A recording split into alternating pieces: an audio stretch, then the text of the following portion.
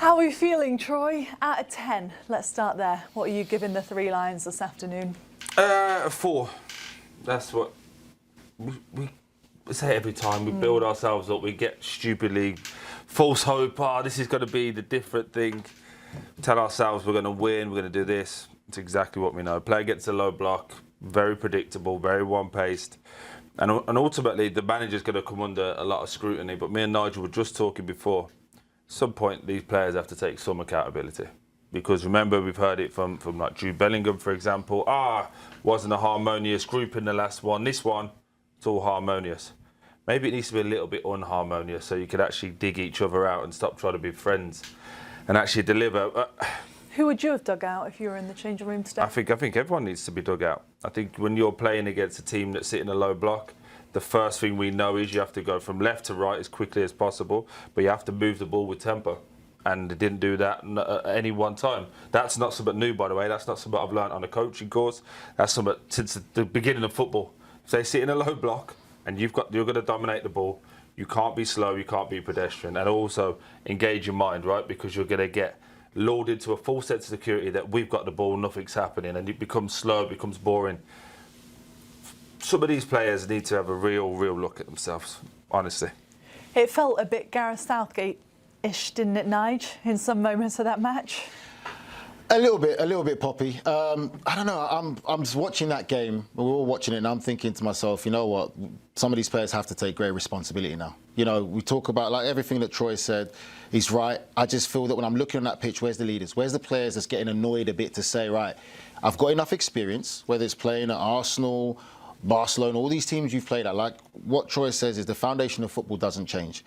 When you play against a team that's going to be defensively organised, as players, 5 minutes into that game, they should be saying, right, 1 touch, 2 touch, 1-2. Let's play little 1-2s where it's the hardest thing to mark. If I'm going to drive with the ball, let me play a 1-2. You've got to change it up and move the ball quick to move this Ghanaian team, to make gaps and holes start to appear so then you can get players on the ball. So why didn't they do that? Why didn't they have a good enough tempo today? I just feel that it's too safe. It's too safe. And the manager said it so many times, like he said, we're going to be attacking. If we're going to lose, we lose my way.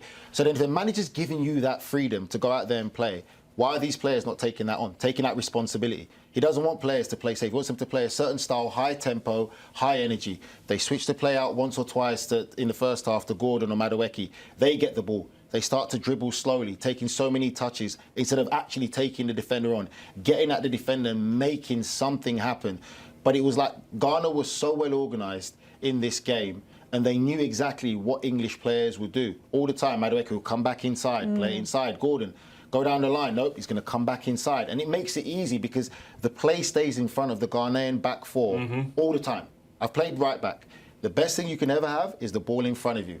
If the ball gets behind you, that's when it's a problem. That's what you don't want to do. I don't want to be turning and running backwards and all the time turning this way. If you're just going to keep it like that, it's easy for me to read and go with the ball and be organised. Do you think that Thomas Tuchel, in the back of his mind, even though he'll never say this, is thinking, maybe I made a mistake not bringing Phil Foden or Cole Palmer? No? Not at all. Because he's a strong character. But even though he's not going to admit it, you think that if he had another chance, seeing what he's seen now, he would call them up? No, but the difference is he had another chance. Because remember, Livramento went down and he called up a centre-back in Trevor Chalobah. So you had an opportunity, because you've seen them train, you had an opportunity to go, OK, well, maybe we'll leave us a little bit short at the back, but I think we need this little bit of a flair person. And he did it, and he went and brought another centre-back in. Look, he's gone for a group that's harmonious. He's gone for a group that will follow instruction, do as they're told.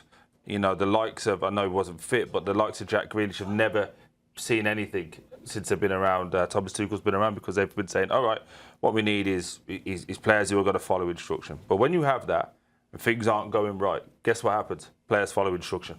No one thinks, no one is able to do anything.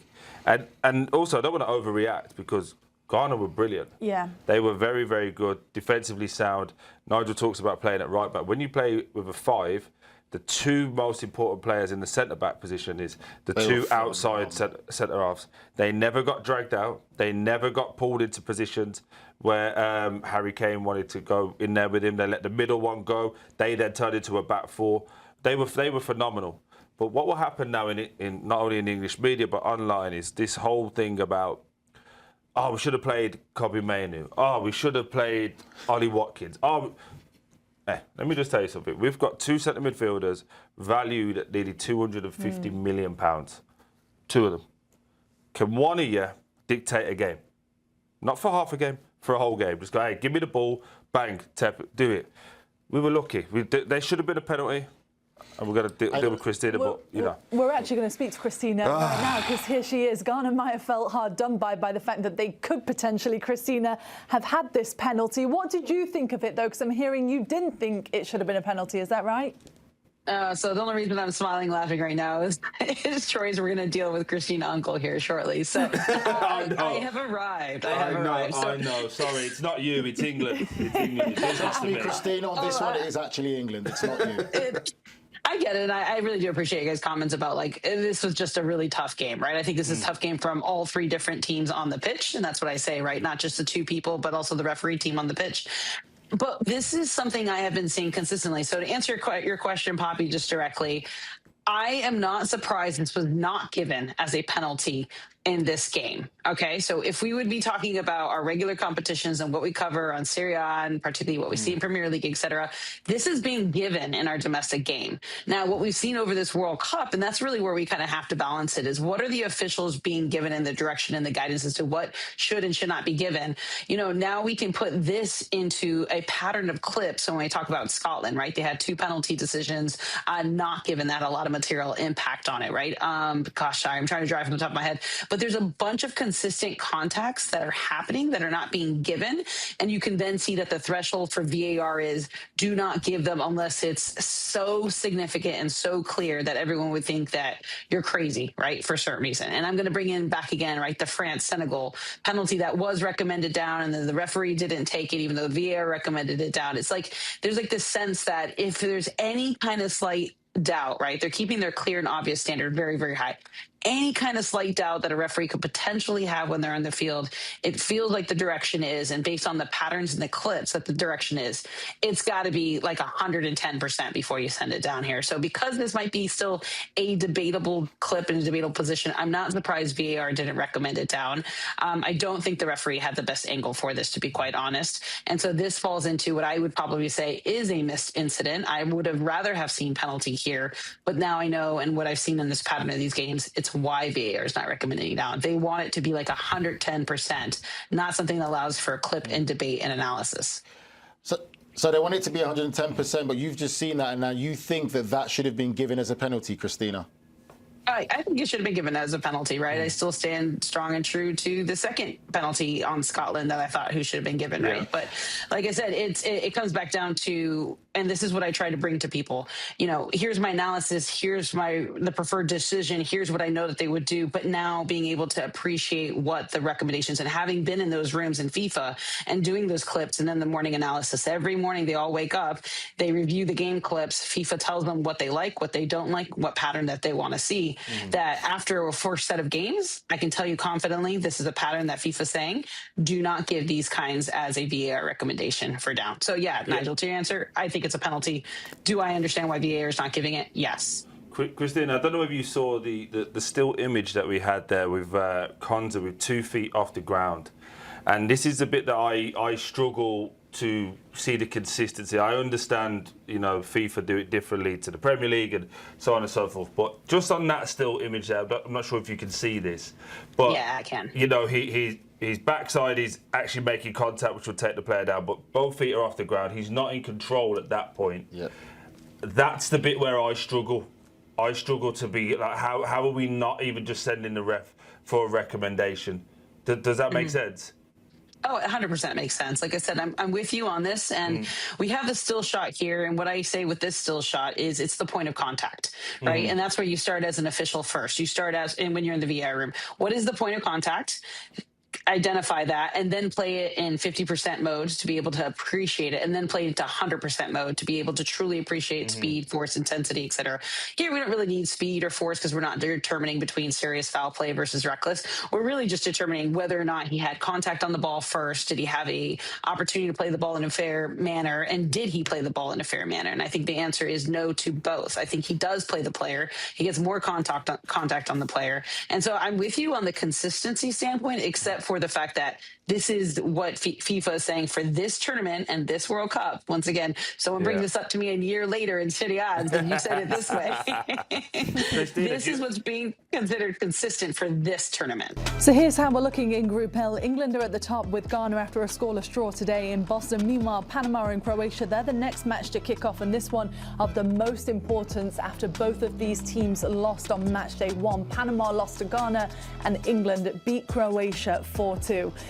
The momentum chart looks like this with the numbers, though, for England and Ghana's game. Not very impressive for the goals. England did everything right, you could say, Troy, on paper, but as we know, that is not where the game is won. Can you take any positives from this, though? Yeah, it's a very pretty chart that we're looking at here, and also for the first time ever in this whole competition, well done SofaScore. That won't ever be said again from me, I promise you. But it just shows 79% ball possession. Again, for all that possession, only expected to score 1.28 in terms of XG. That's probably the Harry Kane chance because he's 6 yards out with a volley with time. So, yeah, for all of that possession, for all of those fun facts that we've got there, I'm going to have to say Ghana were the better team. And that's a sad thing to say. By the way, just on that Harry Kane miss at the end, because if the ball fell in that moment to anyone, you'd want it to fall to Harry Kane. Then he put it over the bar, obviously, that we saw Nige. In some ways, do you think that that could help England in a moment like this, not scoring it, and like you said, then not going into the next game thinking, OK, well, we got by in the end? Is it a bit of a reality check for them coming into this last match? I think it is a bit of a reality check, but I'll be honest with you, when that ball was dropping to Harry Kane, in my mind, I'm saying goal.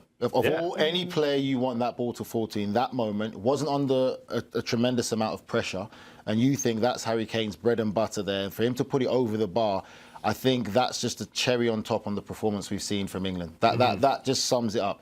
Wasn't really heavily involved in the game, really and truly, the entire of the 90 minutes. Didn't have a lot of chances, opportunities, no space for him. Tough. I must say it's tough for him, though, isn't it? It was tough for him. Yeah. But we always compliment the best players in the world. They find a way to do it. They find a way to make it happen. And today for England, it wasn't a great performance. And I think, if anything, it just opens the question about creative players. The two best players that were left at home, this was the type of game for those players. And the other side of it is you've got to give credit to Ghana. I think for me, Ghana's performance, for me, the one word I would use is disciplined. Yeah. It was one of the best disciplined performances I've seen by a team, knowing their game plan, sticking to it. Everyone was together for it, and they had some moments themselves. And now they've given themselves a great chance as well to get out of the group, because they're in the exact same position as England, aren't they, at the top of the group? Let's have a look at the player ratings, though, overall for SofaScore, because, Troy, you gave the team collectively a 4 out of 10. Gahey was the highest rated with 8.3. What are we doing now? Bellingham, though, was the lowest rated with 6.3. Is that a surprise? I don't know anymore. Mark Gahey, who never had to make one single tackle all game, somehow gets an 8. He must get points for headers or something. Yeah, I don't know. It's a matter of time. Look, the 4 there, Konza, Rice, Elliot Anderson, they'll all get great ratings because they pass it 2 yards to each other, side to side. They had a lot of possession as well, yeah. But you can't tell me Jude Bellingham was worse than Madueke. I'm sorry. I don't want to hear it. He was lucky to stay on the pitch for that long. So was Anthony Gordon. Saka was a little bit better. Rodgers a 7. I mean, come on. Like, what are we doing here, honestly? And then Jordan Pickford 6.8. He should have been sent off twice. So SofaScore, you did it again. You annoyed me. Thank you very much. But yeah. Harry Kane is 6.7. Obviously, that would have massively changed had he finished his chance. I will say to Nigel in the green room, but it's so hard because I've been in that situation when you're playing as a lone striker, and there's 5 at the back, there's a box 4 in the middle, and there's just no space because ultimately you as a striker want to go and get involved. But you know, the deeper you get, and you'd have played with players like this, the deeper they get, the midfielders then get annoyed because the midfielders have to drop a bit more to get it. You start getting to space where no one's really doing anything. So he has to stay at the top. And in games like that, it's so important that your 2 wide players take on their player, get 1v1, and create so the inside centre-backs have to come out. Yeah. Then you open up the space.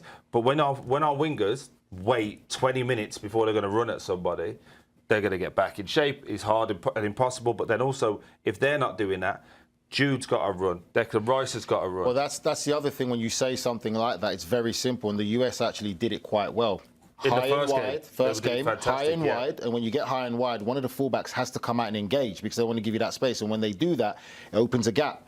Weston McKennie, Tyler Adams, all the people are running in there, and then you've got those runners, and then you get Ghana going to be like, where are they coming from? But So what that's was the what we one didn't thing do that well. they did? They seen it worked and kept doing it. England go, this ain't going to work. Let's keep doing it. Yeah, Yeah. that's the reality. I can't believe that didn't happen. But the US also had someone in the box, didn't they, for when that ball did inevitably Yes. come on. Harry Kane, sometimes he wasn't even there. Because he's trying to get involved, Poppy. He's trying to get involved in the game, so he's going in, and everyone's on top of everyone's toes because you've got Jude in there. But like we said, if you get your wingers high and wide and you encourage Declan Rice to run because you're dominating possession, going to have the entire team back, you need someone to run. Even if they don't get the ball, it may create space and it makes it more better for Jude Bellingham to be able to get on the ball, and then that way Harry Kane can actually stay in the box. What about Anthony Gordon then? Because how do you feel for the next game if you're Thomas Tuchel? Are you putting him in the starting 11? This is his SOFA score ratings, by the way. He got a higher rating today than he did in the game against Croatia. Never mind if I'm Thomas Tuchel. If I'm Barcelona, I'm thinking it's an Amazon. Can I send it back and get my money back or not? But honestly, very talented player, plays for Newcastle in a system that suits him. Obviously they sit back and he's allowed to run with pace and space. But for me, when you've got pace and space, and this has happened not only to Anthony Gordon, to many a player, they move to a big club, they move for big money, and they just completely change their game. His game is running on the outside of people, getting crosses into the box. Or the play's building up, Harry Kane drops down and he's making the inside run to fill in as a forward. When have we seen that?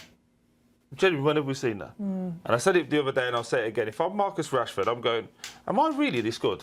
As I'm in the shower right now, I'm going, am I really as good as I think I am? Because this fella's taken my job at Barcelona. He's taken my job in the England squad. They then put Madueke on the left before they put me there. And then I come on with like 6 minutes left. By the way, I scored in the other game. So am I really this good? I think. And what do I need to do to be played? I understand what you're saying about Anthony Gordon changing his game, and for me, some players just don't know how to use their pace. Some of the players that I've seen, you think, oh God, you don't want to get in a foot race with them. But we have at moments, right? We have seen him use his pace. I say all Champions not League. so much for England. For Champions League, for Right, Newcastle, it's more easy. It seems to be like it's a less thinking process for Champions League. And then now he gets to England, he feels like he has to overthink things and overcomplicate things and try and be smarter when you don't. Play to your strengths. The best coaches I've always had have always told me that throughout my time in my career. Play to your strengths. If Well, you're Thomas getting, if you're Tuchel's getting, saying to the media, I'm trying to make them play to their strengths. I'm trying to say, take your player Okay. on, How use the wild speed. is that? Poppy, isn't that what we said at the start of the show? We said that the players have to take responsibility. I would love to play for a manager that says, go and play, I'll take all the blame. Go and play just as long as... Because then you could go and do it without a worry in the world. And again, when you play to your strengths, sometimes players change. Like, you get to a certain level. You go from the Championship to the Premier League. But you were doing what you were doing in the Championship to get to a Premier League club, and all of a sudden you get to a Premier League club, you think, oh, I have to do something different. Change No, and show why? you can play and all that. Play to your strength. Do what you did that got you there. I think for me, Anthony Gordon was lucky to start this game. I felt he did okay against Croatia. Nothing special or spectacular. Impossible he starts I thought this You it don't would have think been a he'll game start to the next start game? Rashford. Do you both Impossible. agree? Yeah. I can't Impossible, see- because I can't see him you know starting what it those is as well. Like, he can lie to himself, and you know, as players, we're the best at that. You know, it's not me. They didn't give me the ball. They didn't put me in the right position. He had enough But opportunities. you know what they're going to do? They're going to go, here's an iPad. Have a look at your clips, because that's what everyone does now. Look at your clips. How many duels you won? How many times you took your person on? Well, none actually. He won no duels today of 12. So then when they go, hey, you're on the bench next game, he's going to have to sit there and go, ah. But we spoke about it yesterday, and I said it yesterday. Our two best players in that wider position were both on the bench today, Rashford and Saka. In terms of ability, Saka's a different kind of beast to Rashford, because Rashford, I don't care what anyone says, it has to be a mentality thing, has to be an attitude thing, because his ability's there. The right-hand side of it with Saka is he's coming back from injury. So I'm hopeful that... He actually had one of the shots as well when he came Yeah, when he the come off keeper the left saved and it. shot and the keeper So saved then it. He's one of Man. the players that even seeing come on, you think, okay, this could change. But what happens is, these two now who've started the last two games, you know what happens with players? And Nigel, you know this just as well as I do. They start to believe that they're the starters. So when they have to drop to the bench now, they go, oh, you know, he doesn't like me. And then you have to, now the manager doesn't have to just drop them. He has to pick them up. He has to tell them how great they are. You're going to be important to us further down the line. But realistically, in an ideal world, these guys would just be coming on the pitch and be impact players. But then that's what they would be. A lot of the responsibility tries to fall on Thomas Tuchel, because we watched the game, we saw the Croatia game. I personally felt that you would change. You would have changed the starting lineup. Responsibility, isn't he? Yes, okay, he didn't change the starting lineup, but he was even, we were talking about it in the pre-show, he was pretty critical even of England's training sessions that they themselves put out. He was asked about it. He criticised them in some ways, saying it's got to be better. But it's not like he sugarcoats everything. The problem is, Poppy, is he picked the starting lineup today, and then now on reflection of the result today, he's going to have to answer more questions, because he's going to get criticised, because people would say, why didn't you start Rashford? Why didn't you start Saka? Why didn't we have someone who can break down this low block? So he's going to have to answer a lot more now today, because yes, he chose it, but he picked the starting I'm really lineup. intrigued, Poppy, to see what the PR spin is this time. Because after the first game, it was, we were nervous. I had to give him a pep talk to say, go and believe in yourself. No problem. That works, right? That works, because you win the game. Everyone goes, the manager's great, he's top. All of that fun stuff. Today, we see the same first half performance. Really low-key, really safe. Second half, unfortunately, we saw exactly the same thing. So now, I guarantee you, because we heard it on the broadcast, it's going to be, it's fantastic. We were patient. We're really good with our play. On another day, Nico Riley's header goes in, Harry Kane's chance goes in, and it's a perfect performance. But what about the red card potential? No, but so I'm going to go, so which one is it then? Should we be brave, fast, and get after people? Or are we now going to be the patient team? Which one is it? Because you told us you were going to give us a very clear, direct style of play that we were going to look at. And in 2 games, in four halves, I've seen 4 different variations of this England team. And not one of them's been good, by the way. Not one of them. Speaking of those variations, here's by the numbers from SofaScore, the comparison between match 1 and match 2. They had more possession today, but the XG was so much lower. Okay, yes, you could say Croatia in the second half, things really opened up, right? And England was able to score all those goals. That wasn't necessarily the case today. But like you said, Troy, it's kind of which team is England at this World Cup? And it'd be even better if we could break them into halves, because the first half against Croatia was terrible. Second half was much better. But the one thing we did in the first half, in the second half, in the first game, was play forward, run forward. That's what we spoke about, remember? Yeah. The lads who came in, play forward, run forward, create chances. Today, safe. So, are you not bored? I'm literally watching the players go, are you not bored doing this? How many times have we done passing drills or pre-season things where the manager goes, we're going to do this, and you get bored after 5 minutes and you just try something different? You know you're going to get told off, but you just do it anyway. Because it's like, this is boring. And I just watch these guys and I'm literally like, what are we doing? Like, honestly, like you're so talented. The money and all that, put it to one side. But you play for the top clubs. You're at deep in the competitions of all the biggest clubs in world football. Come to England and go, you know what? Just like they've been space jammed. So they touch the ball, go, I don't know what to do. I think that's the frustration, isn't it, for all England fans out there? You'll be quiet because you know I'm right. but the same old build-up happens. I feel like every 4 years we relive the exact same scenario, don't we, Nige? We get really excited with the first game. By the way, where's all the Jordan Pickford Warriors that were saying I was wrong? Where were you lot today?